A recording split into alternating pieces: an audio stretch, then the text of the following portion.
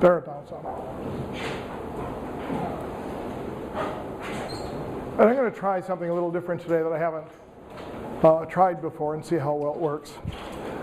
I talked last time about the notion of a decline of the caliphate, and I approached it in a kind of impressionistic manner and suggested various factors that might be involved. In a very broad sense, people are sometimes inclined to look at a comparison with the decline of the Roman Empire, which I'm not going to do except to observe that the decline of the Roman Empire is followed by the rise of an aristocratic society in Europe focusing on rural landholding and military service and very strict and complicated lines of allegiance between landholders of various levels from knights up to kings. That does not occur with the decline of the caliphate. And so I want to talk about what happens militarily as the caliphate faces the crisis that it hit in the late 800s. And I want to relate that to, of course, my favorite topic, namely conversion to Islam. So what I've put up here notionally is two sort of the eastern and the western parts of the Middle East, separated, of course, by the Great Desert in Syria, Jordan, and Saudi Arabia. We have Iran and Iraq on one side, Egypt and Syria on the other side. They do not have quite the same experiences, partly because the Iran and Iraq side converts to Islam more rapidly than the Egypt and Syria side, and leaves a larger residuum of people who are not converted, so that in Egypt and Syria you might have 15 to 30% of the population does not convert to Islam and remains Christian or Jewish down to, mostly Christian, down to the 20th century. Whereas in Iran, the percentage of people who do not convert to Islam is very small. And in Iraq, though you have a larger number of Christians who continue down to the 20th century than you have in Iran, nevertheless, it's a much more modest number than what you have in Syria or in Egypt. So these percentages are just very rough estimates based on my quantitative work of the degree to which the great wave of conversion to Islam had reached into the population in these two areas at different points in time, 650, 750, 850, etc. So in 650, whether you're on the eastern side of the desert or the western side of the desert, the conquests have, by 650, they have brought the Persian Empire to an end in Iran and Iraq, and they have driven the Byzantine armies out of Syria and Egypt, but you still have fewer than 5% of the conversion to Islam has occurred by that time.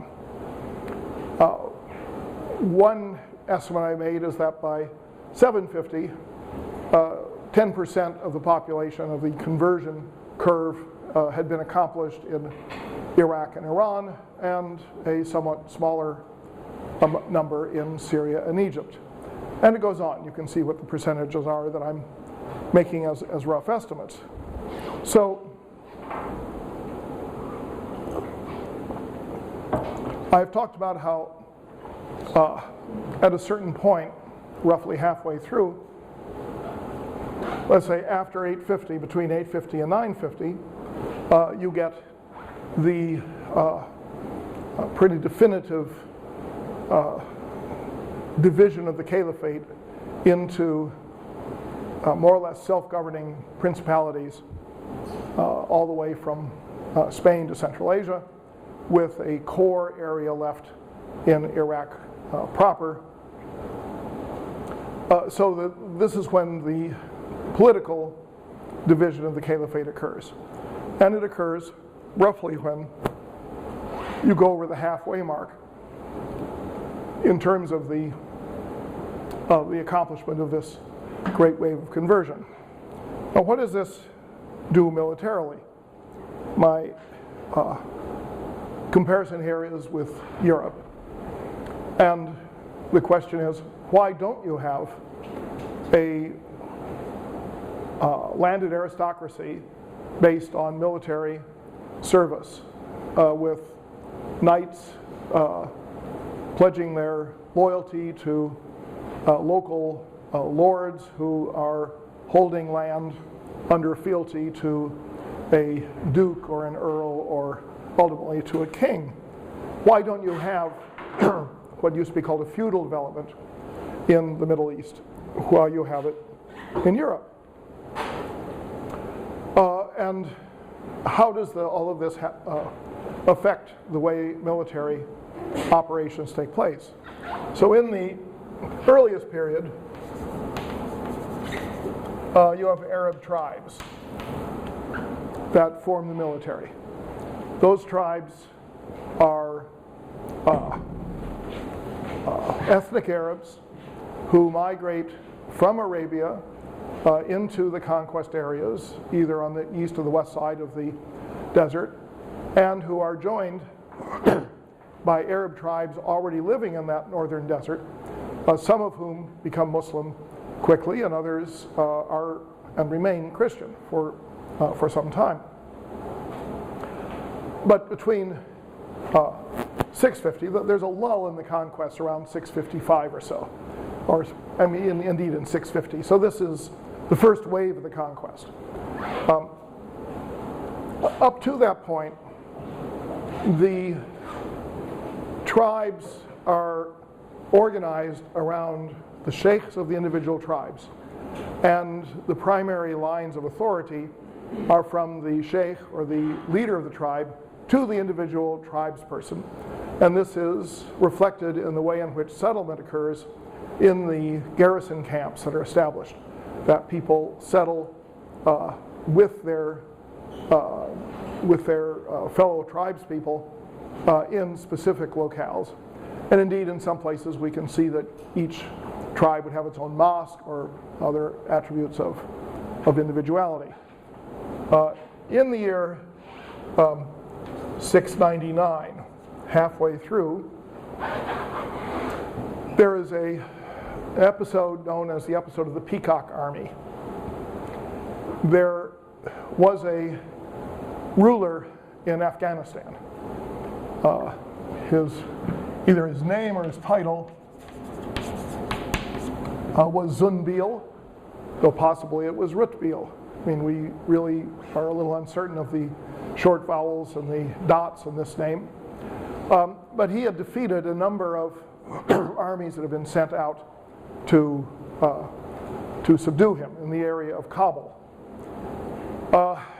In 699, the governor of Iraq mustered troops from Kufa and Basra, the two big encampments in Iraq, and he sent this army off to Afghanistan with very expensive and very elaborate equipment and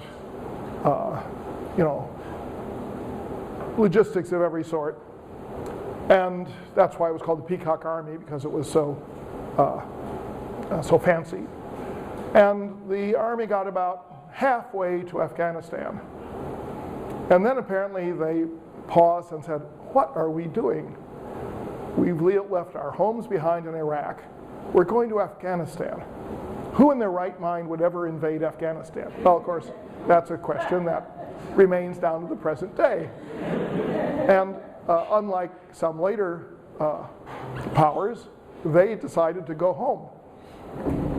They never made it to Afghanistan. Instead, they went back to Iraq, where the governor was presiding, who had sent them, and he was unhappy. So then there was a battle, and the troops from Syria came, defeated the Peacock army, and from that time on, the garrisons in Kufa and Basra, the big garrison camps that had turned into cities by this time, are demobilized. They never go out as an army again. And instead you have a new city built halfway between them and garrisoned by troops from Syria, Syria known as Wasit, which means basically the one in between. And from that time on, tribal life in Iraq has rather little to do with the expansion and the defense of the Caliphal Empire. The Syrian army continues to be important and continues down until 750 to be the core of the Caliphal forces. But there is an evolution that has been, I think, quite clearly observed by Patricia Krona. I say that just so I don't disagree with everything she's ever written,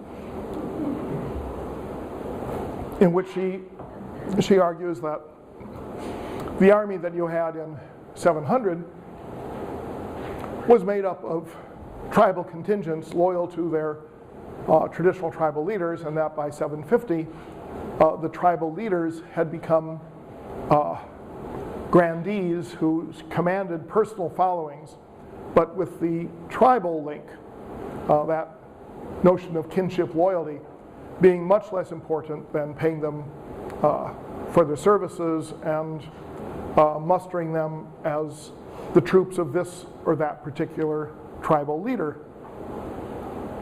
So that the Arab tribes were beginning to lose their coherence as the focus of the Caliphal army. Instead, you were beginning to get generals who were at the center of the military politics. 750, you get the collapse of the Umayyads, the victory of the Abbasids. The Abbasid victory is engineered by an army made up about 80% of Arabs, but Arabs from northeastern Iran who had been sent there in a generation or more earlier to guard against that frontier in Central Asia. And about 20% of the army was made up of Iranians.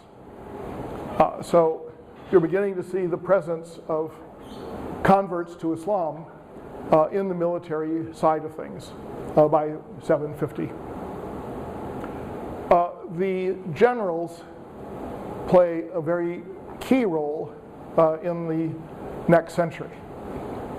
You have a caliph of this new ruling family, the Abbasid family. The caliph appoints his brothers and uncles to almost every governing position and really takes direct command over the territory. And he comes to rely very much on the generals who have,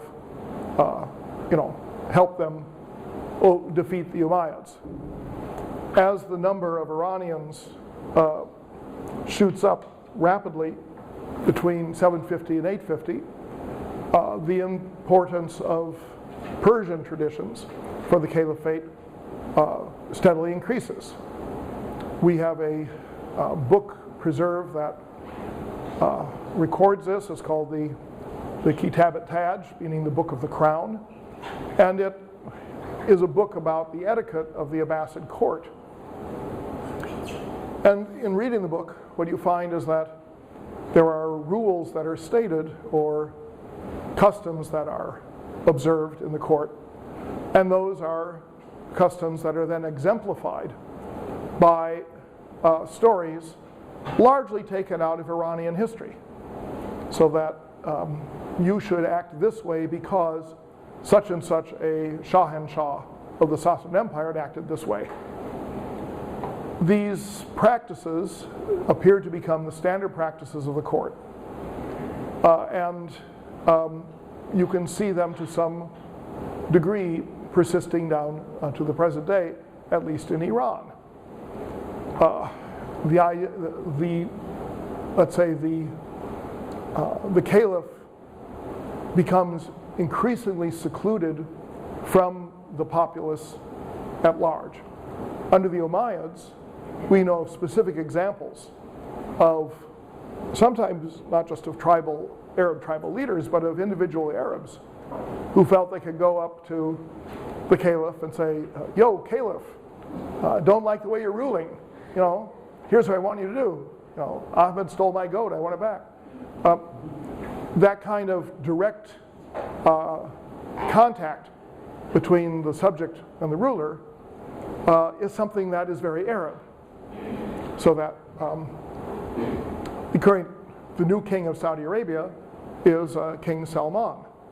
When I first went to Saudi Arabia, he was the governor of Riyadh, the capital of the kingdom. Every week, I think more than once a week, he held a majlis in which you would have a room twice the size of this room, the chairs on the periphery of the room, and any Saudi subject could come and wait his turn and talk to the governor. I couldn't talk to, the governor of New York that way, or even the mayor of New York, if I were a common citizen. But in fact, one by one, about 75 people went up, spoke quietly, you couldn't overhear it, directly to the prince. And it was apparent that sometimes they were asking for a boon of some sort. Sometimes they're simply venting an opinion. And then if it was appropriate, the governor would call over one of his equerries who would take a little note and then go off and take the man down to whatever office would solve his problem. But it meant a tremendous amount to the people of Saudi Arabia that they could actually be in contact with the rulers. And it meant an awful lot to the rulers because being open to and generous to the members of the tribe is a very, very deeply held ethos in Arabian society, at least the Arabian society of the desert. So that at that time, if you watched Saudi television, which I would not recommend, at least in that period, rather low production values, if you watched the news, you would have a news reader who would read the news, and then there would be a little video on the sort of upper, just over the shoulder of the newsreader that would illustrate what the newsreader was reading. And what you saw again and again was a reception of some sort, graduation from the Coast Guard Academy, or winning some high school level contest. And there would be a prince of the ruling family who was sitting there, never said a word. Saudi princes do not talk. But each person came up and got a toaster oven, a TV, an air conditioner. So it was handing out appliances. They had a huge stack of appliances. And there were these officers there who would say, oh, congratulations, here's your toaster oven. But seeing the prince give gifts to ordinary citizens was the essence of being a tribal sheikh. A sheikh cares for and benefits his tribes people. It was very effective. I must say, sitting there watching Prince Salman receive all these people, I couldn't help but thinking that, at my age and station, I'd never actually been in the same room with a mayor or a governor. And eventually I did go to Washington, and I actually met one senator. But, it was just a very interesting type of arrangement, because from a Saudi point of view, that was democracy. It wasn't democracy in the sense of the people telling or collectively advising the ruler, but democracy in the sense of the rulers in contact with common people, unless of course they were non-citizens. So there were no Egyptians there were no Pakistanis, there were no Yemenis, it was all Saudi citizens. All right, the Iranian side of that became increasingly evident with the Abbasid Caliphate was to increasingly isolate the ruler from the population, and yet displaying him in some sense. So one of the most important things you had was feasting. Now, I went to United Arab Emirates. I went to a lunch with some minor prince, and there were 30 or 40 people around this long table. They brought out some roasted lamb carcasses, and Prince whoever it was pulled up his sleeve and took handfuls of meat and put it on the plates of the people near him with a big smile on his face to show that he would feed them personally. Now, in the Iranian caliphal feast, nobody was supposed to eat. They all had to face the caliph, and they weren't supposed to eat very much because his presence was so awesome that they were robbed of their appetite, and this is specific in the book, unless you had someone who had been hired because of his notoriety as a glutton. He was then obligated to eat massive amounts of food for the amusement of the caliph and everyone else. Now, it starts out that way, and then they decide, well, let's put the caliph behind a curtain so that he is eating the feast on one side of the curtain, and all of his guests are facing the curtain, not seeing him, and not eating. I have known people who have gone, who went to dine at the invitation of the Shah of Iran back before the revolution. They'd say, well, you went in, there are the long tables, and everyone is expected to face the Shah. You never turn your back on the Shah. And he and the Empress were sitting at a two-person table on the far side of the room, dining together, and you were observing them. And you were not ever supposed to turn your back on them. I know one person who was received by the Empress and left her presence after a while saying, well, if you have nothing else to talk about, I'll leave. And she walked out of the room and was just chewed out by the staff saying you were supposed to walk out backwards because you turned around and you turned your back on the Empress. You can't do that. That kind of thing goes back to the formality of the Persian Empire. And it is still part of the incredible class differentiation that you have in Iran, which has lessened a great deal since the revolution. Sometimes it's sort of shocking. I was in an airport for an event in northeastern Iran, and a whole bunch of people sitting around waiting for an airplane, and there, sort of not quite to the end of the room, there was a president of Iran chatting with the president of Georgia on a sofa. There were no security around.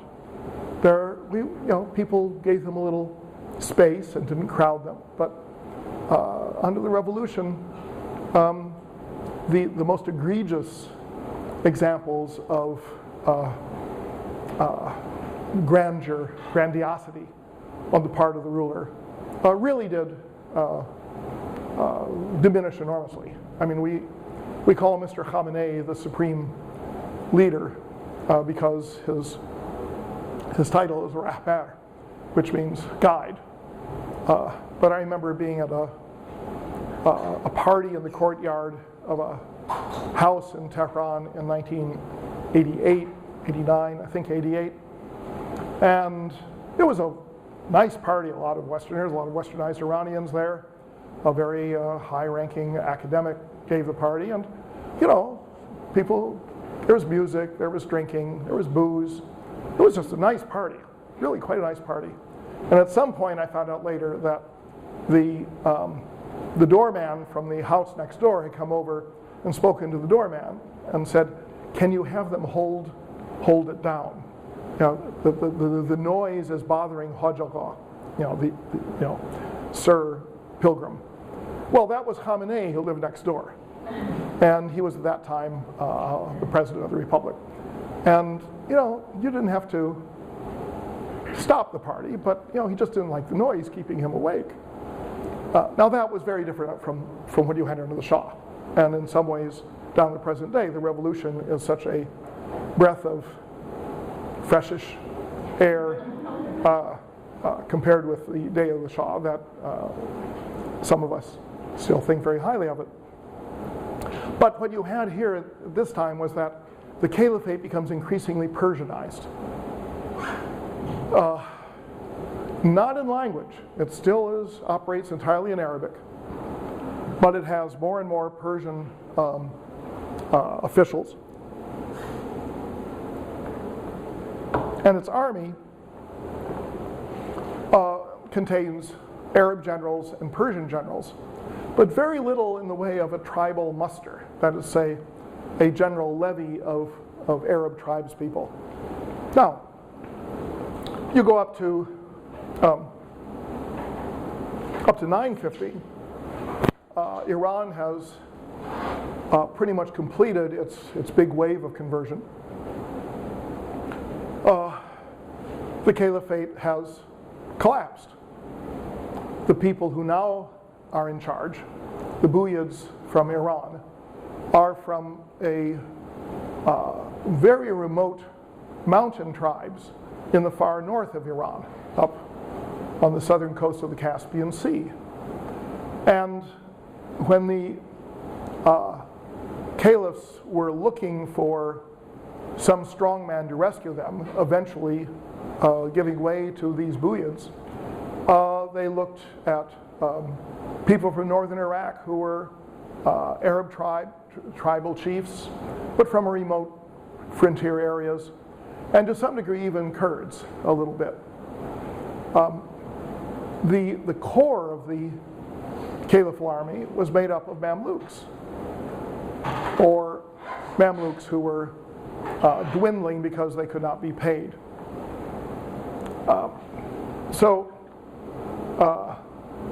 you did not have the generals who had been so important around 850 and after 850, you did not having them become subordinate dukes and earls and so forth who were owing allegiance and then had sub-allegiance of knights under them to the caliph. Those people of that rank became more or less independent rulers. Whereas in Europe, the question, you did have many a duke and many an earl who tried to become an independent ruler, but most of them didn't succeed. And instead you had this very elaborate hierarchy of sub-infeudation and chains of loyalty and pledges and so forth and so on.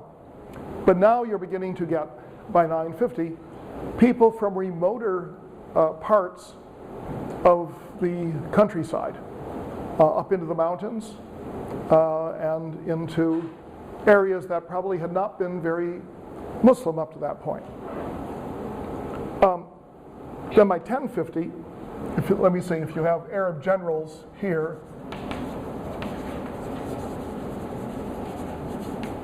and some Persians, and then here you have Mamluks, and here you have Buyids and other remote tribes people. By 1050, you're getting Turks. So instead of having a single, more or less militarily oriented society, which the Germans in the Roman Empire constituted, the many different Germanic tribes, that then evolved internally into a feudal system, you had a very marked change in ethnicity of the military and an increasing movement toward people in nomadic tribes, in mountains or in deserts, and the central government has less and less control over the military affairs. Now, at the same time, if you were to look at a vector of urbanization, you'd find that up to 950, you're steadily increasing the proportion of the society in Iran and Iraq that is in cities. In other words, there's a very dynamic wave of urbanization, and the culture, the literate high culture, flourishes in this urban milieu. But you're getting a division between your urban high culture, which has virtually no participation in the military or security affairs of the caliphate, and the military security side, which is becoming increasingly oriented toward mountain and desert nomads, and toward people whose ethnicity is not the same as that of the people in the cities. The Buyids, for example, although the rulers, I'm sure, became rather sophisticated, the standard notion of the Buyid army member was that, you could tell him, there were anecdotes about this, you could tell him because he took pleasure in cracking lice in between his fingers from his hair, and that, he was always an ignorant thug. So you get a distance between the notion of an urban culture with a flourishing bourgeoisie and the security of the state. So you don't get the kind of linkage between the city and the aristocracy that grows up in Europe as the feudal system develops and gradually as the cities grow in size. Now, after 950, the cities start to shrink. And as the cities shrink, by the time you get down to the beginning of the 1200s, Iran and Iraq have become substantially depopulated. The Mongols invade in 1218. One reason the Mongols defeat everybody is that there aren't all that many people left. The reason they destroy everything is because most of the stuff is already destroyed before they get there. The Mongols, who come first in 1218 and then the second time in 1258, the Mongols gain the attribution in the Muslim historical tradition of being great destroyers. That they kill everyone, they destroy everything. And no one seems to want to observe that the caliphate had fallen apart before the Mongols got there, that the population had dwindled before the Mongols got there, that the economy was in the trash before the Mongols got there. Because if you blame it all on the Mongols are not Muslims. So it's nothing, you can't see it as, in some way, the caliphate as a Muslim entity falling into a bad situation. From that time on, security in the eastern area, Iran and Iraq, becomes overwhelmingly based upon tribal strength. While in Egypt and Syria, you get a somewhat different story. In Egypt and Syria, the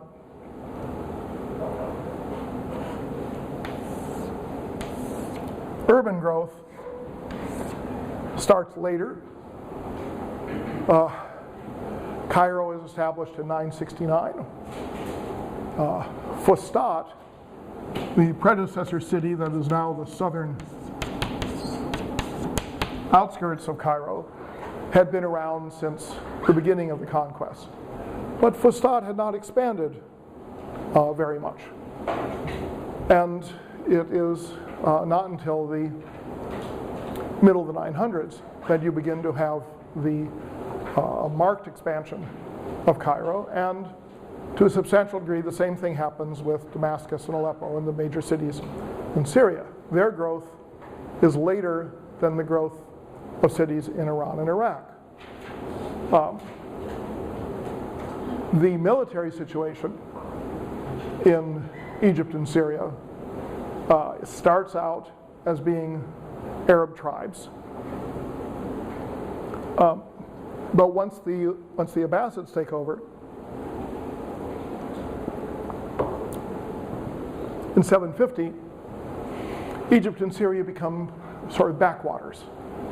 The history of Syria between 750 and the First Crusade in 1098, 350 years, 250 years.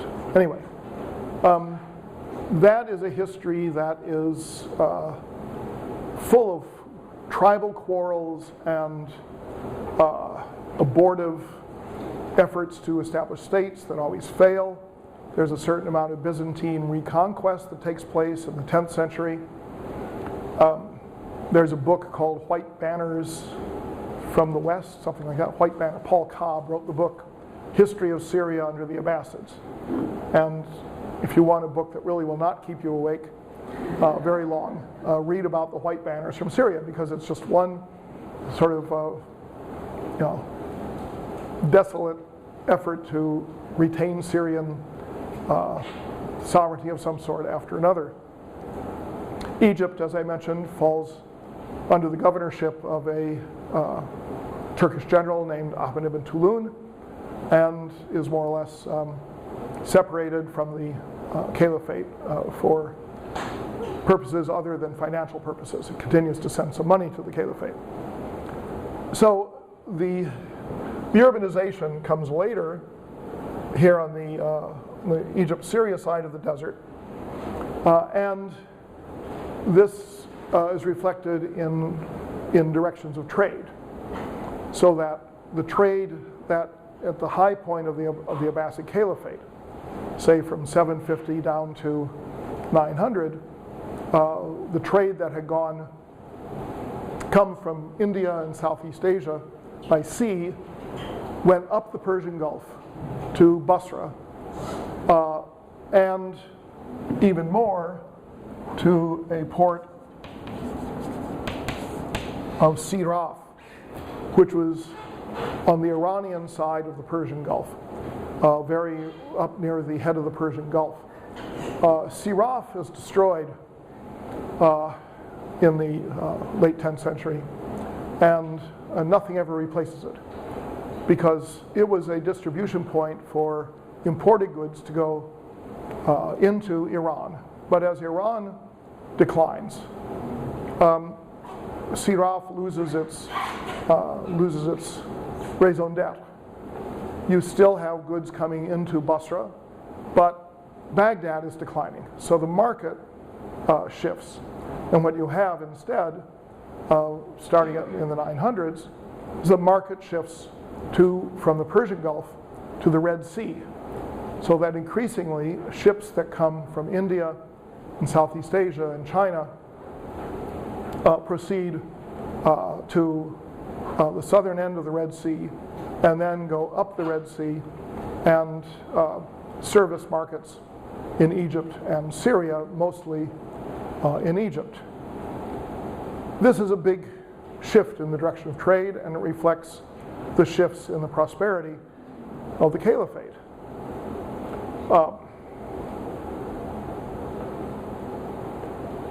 Climate change plays a role in this, but there's also the role played by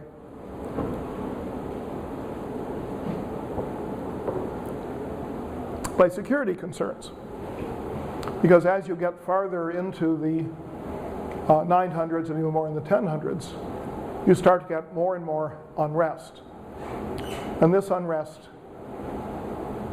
is traditionally associated particularly with the coming of the Turks. So I want to talk a little bit about the Turks.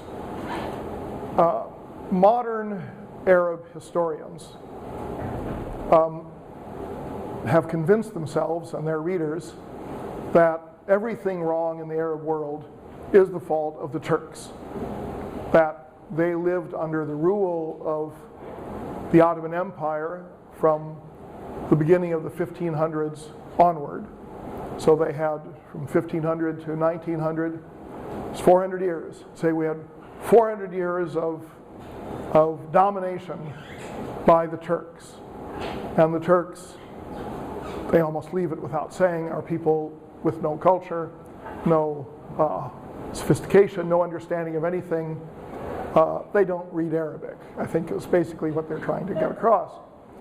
So when you try to look at the Turks in this early period, you sort of have to fight against the tradition of Arab scholarship that disparages the Turks. First they disparage, they say the Mongols destroyed our civilization, and then the Turks came in and we lived under oppressive circumstances for 4 centuries. If you look at the other side of the Ottoman Empire, that side represented by the provinces in the Balkans, you'll find exactly the same story. Every Balkan nationalism of the 19th century says, we were a great people. We were possibly the greatest people until the Turks came. And now we have lived under slavery and domination and oppression for lo these many centuries, and it's time for us to become independent and, fulfill our destiny by warring with one another. And to hell with this Pax Ottomanica. Needless to say, Turkish historians do not see things this way.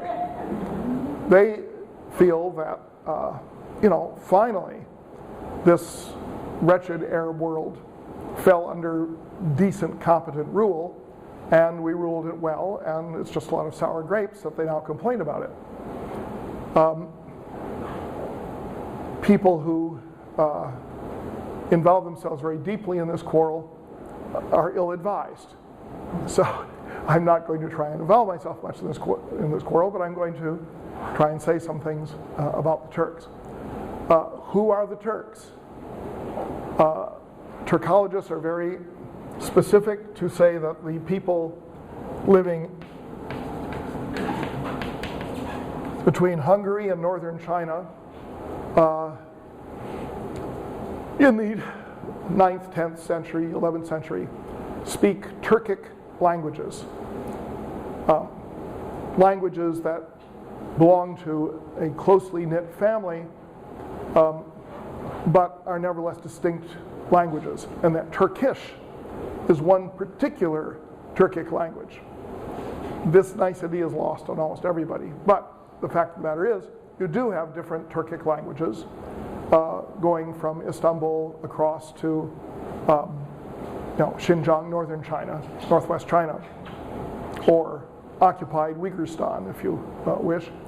But the Turkic languages closely resemble each other. Closer than, I think even closer than Spanish and Italian. I mean, they're really quite similar. Nevertheless, it is a family of languages, but they're close enough that the interactions between the different groups seem to be accomplished fairly readily. They appear north of the Caspian Sea in the 6th century AD. Let's say by 600. In other words, the Turks show up about the same time that Muhammad is a child.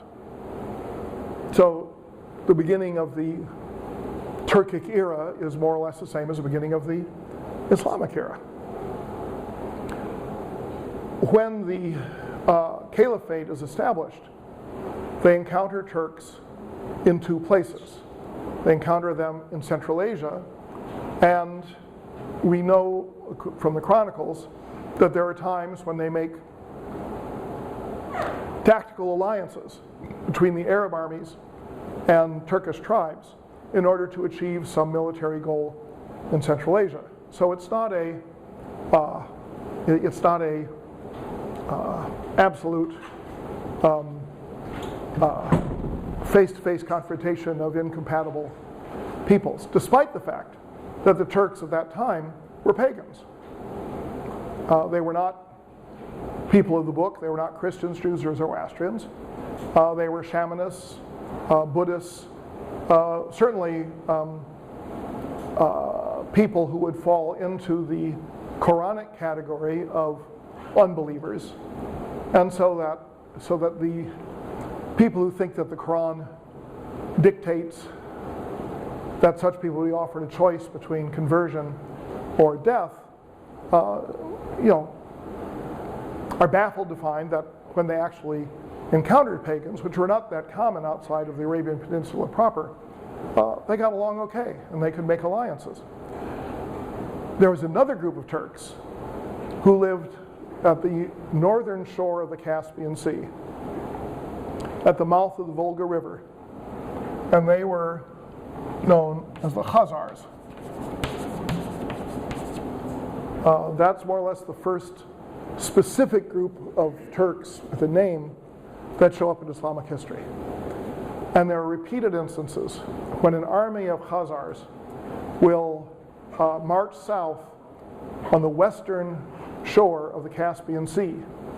This is coming down toward the Caucasus Mountains, and where they will confront Arab armies that have pushed into northern Iran. So that you end up having a fortress built along the shore of the Caspian Sea, manned by Arab troops, that is meant to keep the door shut against the Khazars. And the fortress is called Derband, which means closed door. Because the Caucasus Mountains are so rugged, the only real way you can invade with any efficiency is to go along the shore. So this was along the shore, and it was meant to form a barrier to these Khazar interventions. But it's a more complicated story, because the Khazars have a tradition that got preserved in many sources, that at a certain point they were trying to decide what religion they should choose instead of the paganism that they believed in.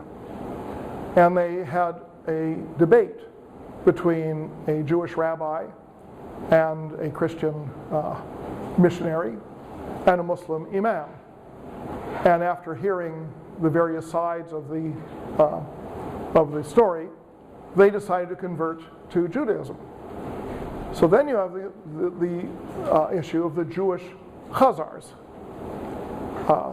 There is a wonderful novel called The Khazar Dictionary, written by a Balkan author whose name I cannot remember at the moment. But it really goes into this tale in great detail, in a very engaging way. There's a famous work by a Spanish Jewish writer, Yehuda Halevi, called The Khuzari, which is about the conversion of the Khazars to Judaism, and that is a classic of Spanish Judaic literature. And then there is the book by my predecessor here at Columbia in my position, Douglas Dunlop, a book called The History of the Jewish Khazars, which gives you the scholarly point of view on it, and was the reason why he was hired at Columbia, because our eminent professor of Jewish history wanted to have a guy who could cover the Islamic side of it for him.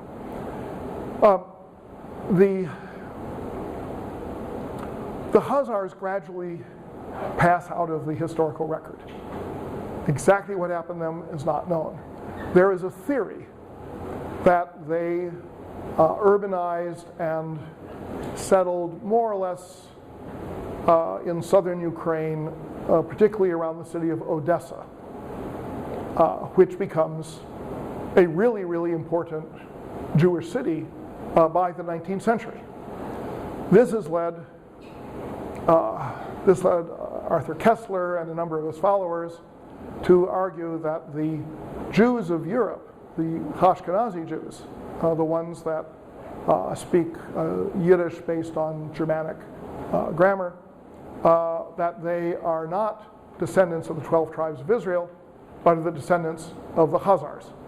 And therefore, they have no right to the land of the Palestinians. This argument, which is really dismal, goes on to this day among people who are trying to study the fracture lines within the Jewish community between Zionist, anti-Zionist, neo-Zionist, et cetera, et cetera. I personally do not think that the Khazar origin of the Ashkenazi Jews has any substance to it. Nevertheless, that's where the story goes. Whether the Khazars really believed in Judaism, we don't know that either. So often when you have a story of a people converting to a religion, it means that the king converted, and maybe his wife did, and then 35 sycophants who served him did, but whether the people as a whole did, we don't know. We just have no Jewish record from that area that would prove it one way or another. The point I am avoiding here is why these Turks did not have more of an impact. After all, in the early 1000s, the Turks entered the Middle East and transformed the political system, whereas in the 600s, they send armies into the Middle East that are strong armies and that meet a fair amount of success against the caliphate, but they don't stay. They go back home. So why did these people up there in Central Asia move from Central Asia into Iran in the early 1000s? In my book on cotton, climate, and camels, in early Islamic Iran,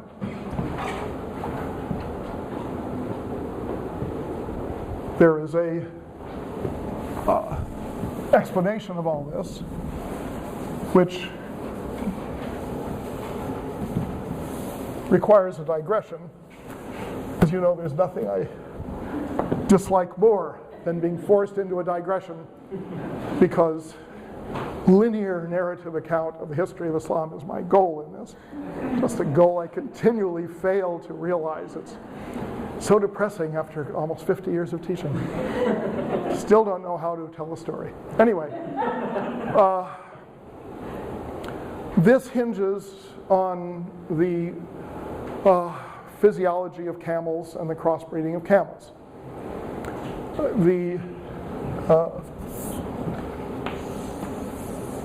As we've seen before,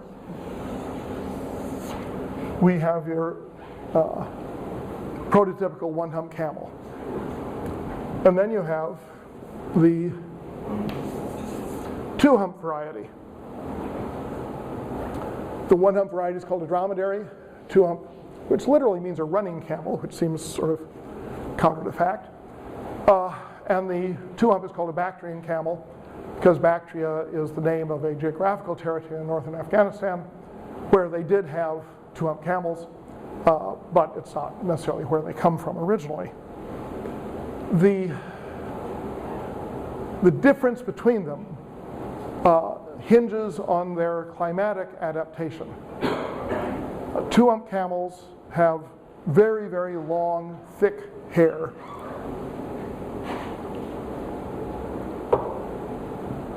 That makes it possible for them to subsist during a Siberian winter. When there's virtually nothing to eat, they don't eat all winter long, and they just sit there and get cold and think, why am I in Siberia? Why am I in Siberia? But this was the time of caravan trade across the steppe, not in northern Siberia, but along the grassy plains that in sort of just south of Siberia. The camels would go in enormous numbers along the Silk Road between northern China and Iraq, across northern Iran through Uzbekistan, Kazakhstan, Xinjiang, and so forth. They would go in enormous numbers, and in the early 20th century, the best thing to read on this is a book by Owen Lattimore entitled The Desert Road to Turkestan, because he went on one of these caravans, spent the whole winter traveling along, and he describes what it was like to be on a Silk Road caravan. And one of the things he notes is that there's always a guy, as spring nears, who is at the end of the caravan carrying a very large sack. And in the sack, he's putting the hair that falls off the camels when spring comes and they molt, because a two-hump camel in the spring, the peak of the year, looks like a scalded pig. It's totally bald, loses all of its hair, comes off in huge amounts.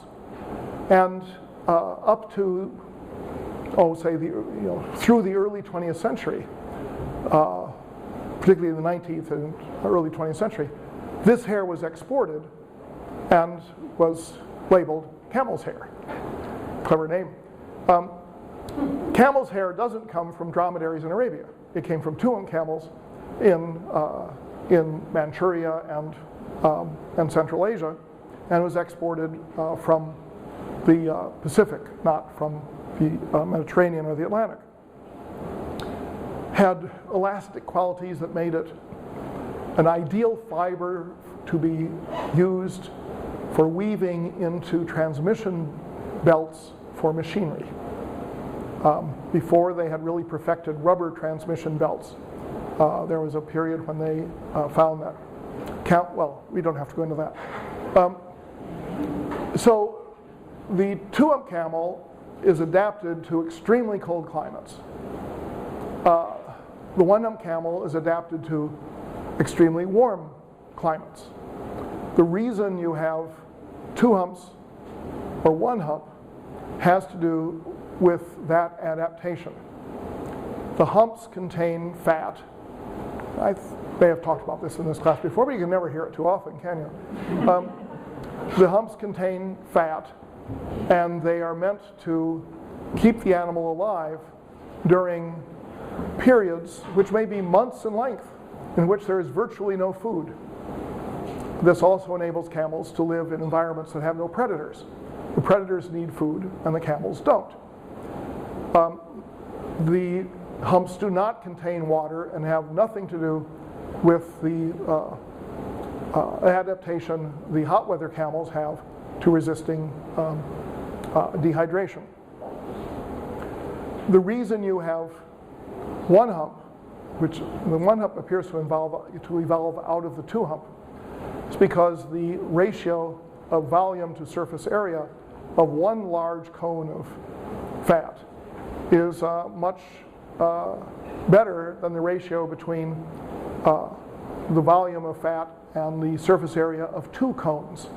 By what I mean by a better ratio is that you have less skin exposed to the sun if you have one hump and if you have two humps for the same amount of fat. The less skin you have exposed to the sun, the less heating you have, because you're not presenting that much skin to the sun. So one-hump camels present less skin to the sun. In the hottest part of the day, they couch down with their legs under them to hide their legs from the sun. And they sit either facing the sun or directly away from the sun, so they don't sit broadside to the sun. Because the trick of water conservation for one-hump camels, and it's never been studied for two-hump camels as far as I can tell, the trick of water conservation is to allow your blood to get hot. Camels will start the day at a normal temperature, say of 90, or let's say a normal temperature of 98, just to bring it closer to home. During the course of the day, they get hotter and hotter and hotter. Once their temperature reaches 110, they begin to sweat. But they have an 11-degree range between the base level of their normal temperature and the maximum level of their normal temperature. That allows them basically to store heat. The sun beats down, the camel gets hotter, but it doesn't sweat. So by the time it starts to sweat, when it's reached the top part of the range, the sun is just going down and it's going to get cool real soon, and overnight it'll get cold in the desert and their temperature will fall back down.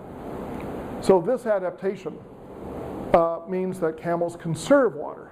They don't store it, they conserve it. They have extremely dense urine, they don't sweat except when their temperature rises above the 11 degree Fahrenheit range of normal.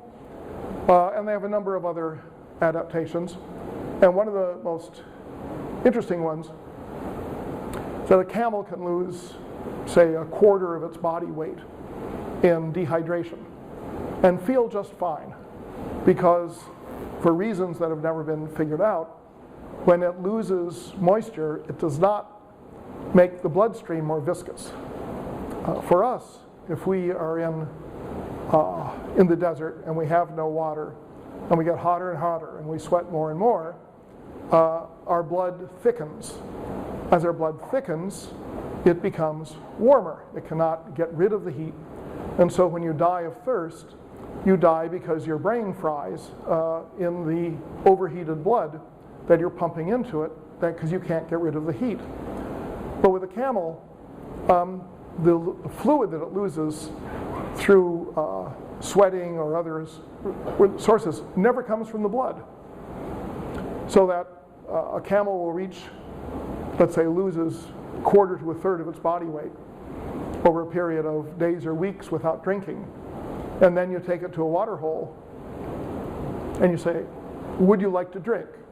The camel will then drink a third of its body weight at one go. And it takes all this water, and then if you're an experimental scientist with no heart whatsoever, if you slaughter the camel the next day and look for the water, there's no water in the stomach. Within 24 hours, the water's been redistributed throughout the system. It's not known how the camel does this, but it's the most extreme adaptation to dehydration and long-term hunger or long-term deprivation from food of any animal. And this makes it, the one-ump camel, superbly adapted to torrid temperatures, just as the two-ump camel is adapted to frigid temperatures. So now the question we have is, what happens when the two camels come together? It appears that the one-ump camel originates in the Arabian desert. There were prehistoric camels in North Africa, but we don't know anything about them because you cannot tell from the skeletons, from the fossil remains, whether they had humps or not, because there's no bony structure in the humps. But in any case, it appears that the North African camels all were extinct before the beginning of camel domestication. So it appears that the Arabian camel, the two-ump variety, is the adaptation to a torrid environment, and that the two-ump camel, the one-ump camel I meant to say, the two-ump camel was native to Iran and Central Asia going across toward China, though seemingly not a very numerous animal. We have images of camels hitched to wagons going back to 3000 BC. We have indications of camel domestication going back to 3000 BC. So both types of camels seem to have been domesticated about the same time that the horse was, and the donkey. It's part of a second group of domesticates of horses, donkeys, and two-ump camels, and water buffalo. The Silk Road begins around 300 BC. From that time on, down until roughly 1600 AD, you have an on and off again, but mostly on again, passage of caravans from northern China across to Iraq, and then transshipping things onto the Mediterranean. At a certain point, after After 1200, much of the trade skips Iraq and goes north of the Black Sea and reaches Europe that way. But in any case, the Silk Road is in business at least from 300 BC onward. That trade seems to be carried mostly by camels.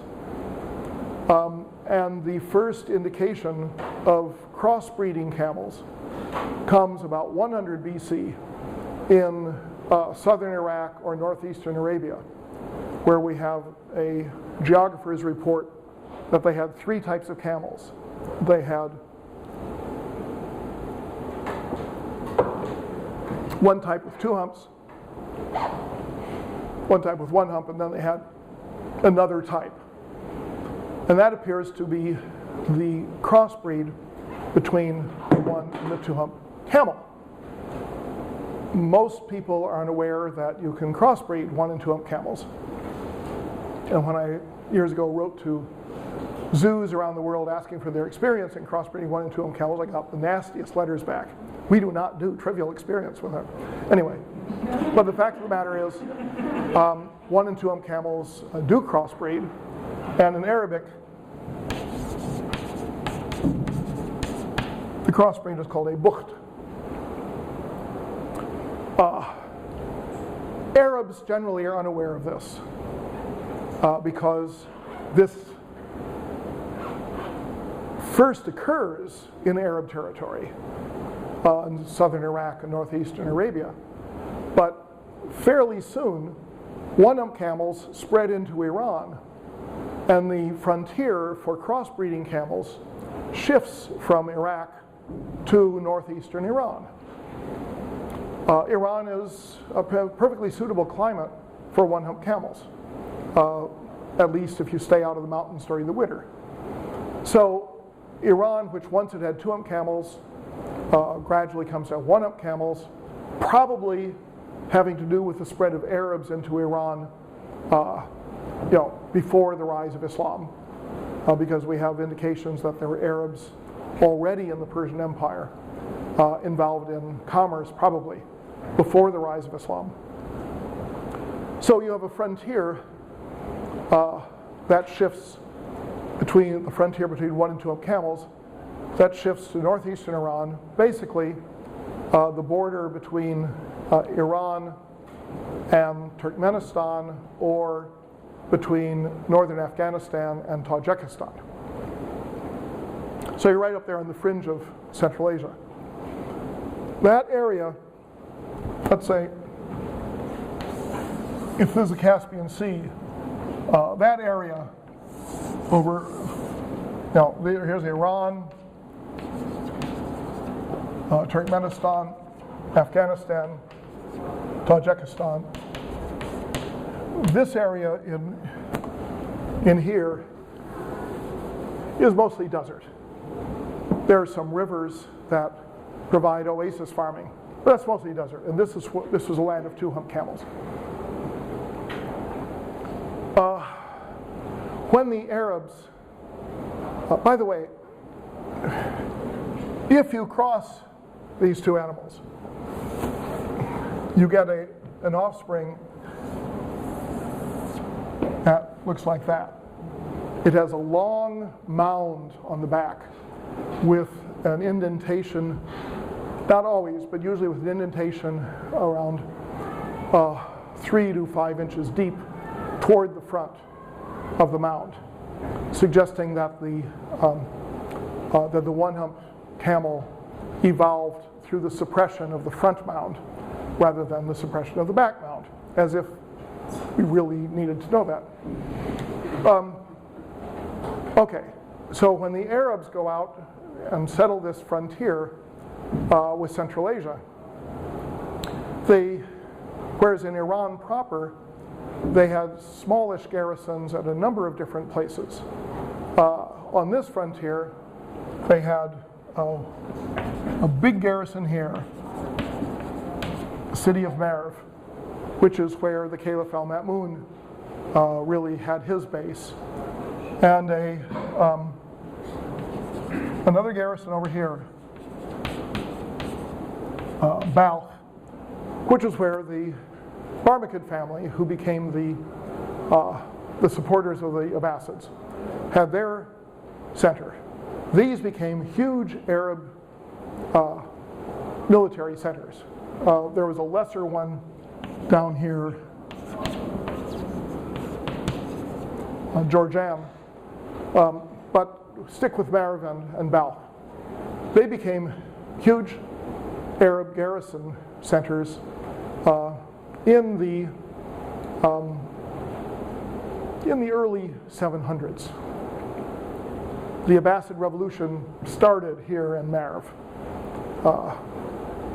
because there was a huge garrison of Arabs. The Arabs that were moved to Central Asia, to this border of Central Asia, from Iraq or from Arabia, brought with them their animals. So what they had here, these were both on the fringes of deserts. They had huge flocks or herds of one-hump camels that were brought from Arabia. And up here in the desert, just north of them, were large numbers of native two-hump camels. The two-hump camels and the one-hump camels saw each other. They thought, hey, hubba hubba, this is something I wouldn't want to pass up. You know, I've never really, with a one-hump, I've never done that before. So it should not be making a video of this. Anyway.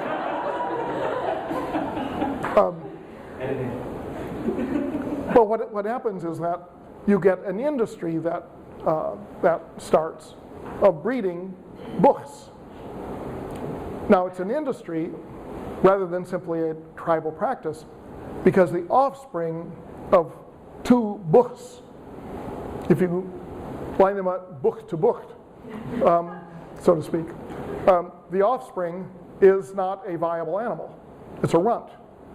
So it's not like mules that are sterile, but it does not produce a viable animal in the second generation.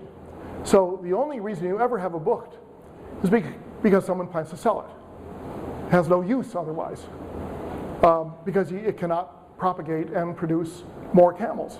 If you're a pastoral nomad, you want your animals to reproduce. These animals don't reproduce. So the industry of creating bucht hybrids grew up there in Turkmenistan, Tajikistan, a little bit of Uzbekistan, based on these large numbers of one-hump camels from Arabia and the local two-hump camels. The only pictures I have ever seen of a herd of crossbred animals. One of my colleagues, who was a geographer, found a herd in Afghanistan and took pictures. Had several one-hump females and one stud male who had a very nice coat on, and he was obviously taken care of. And then there were some young ones with a little mound in the back, and you could tell this was the hybrid offspring. The only reason to produce a bucht is because the bucht was stronger than either parent. This is a condition known in animal breeding as hybrid vigor, where the cross is stronger than either parent, like mules being stronger than horses, say. It was a stronger animal, and it had much longer hair, so it could be used in the cold areas better than the one-humped mother. The result is that the bucht became the standard animal for the western half of the Silk Road. And you had an industry of breeding these animals for use in the caravan trade across Central Asia. It appears that when you brought loads, we know that when the caravans left China, they were composed of two-humped camels. We know that when they arrived in Iraq, they were composed of one-hump camels. Did something happen along the way? Well, yes. They switch from one animal to the other. Where does that switch take place? It appears that it takes place around the area of Samarkand and Bukhara. And this is where the industry of creating the booked caravan camels centered in commercial terms. Not precisely in Bukhara and Samarkand, because they're in a river valley that is fertile, you don't have the camels there, but in the desert to the west, primarily Turkmenistan, which before Islam had so many two-hump camels that they actually had a two-hump camel on the crown of the king of Turkmenistan, but today has only one-hump camels, no two-hump camels in Turkmenistan anywhere. This industry may have begun with Arabs, but the Arab camels were brought for military purposes. It appears that it becomes the industry of Turkish nomads or Turkic nomads in the desert on the northern part of Turkmenistan. If you look geographically, you discover that northern Turkmenistan is the most northerly extent of camel use in the world. When the climate changed, the animals did not survive. This is my theory that I have yet to sell to the world, but yeah, there's time. I believe that the Turkic peoples of northern Turkmenistan, who lived on the north side of the Turkmen Desert, shifted to the south side of the Turkmen Desert, which was on the border of Iran, and that this happened as a result of the chilling of the climate in the 11th century, and that this is how the Turks came to enter the Middle East and have what became in time a transformative impact upon the political history of the Middle East, leading to the crankiness between Arabs and Turks to this day. But I will tell more of this story at next lecture.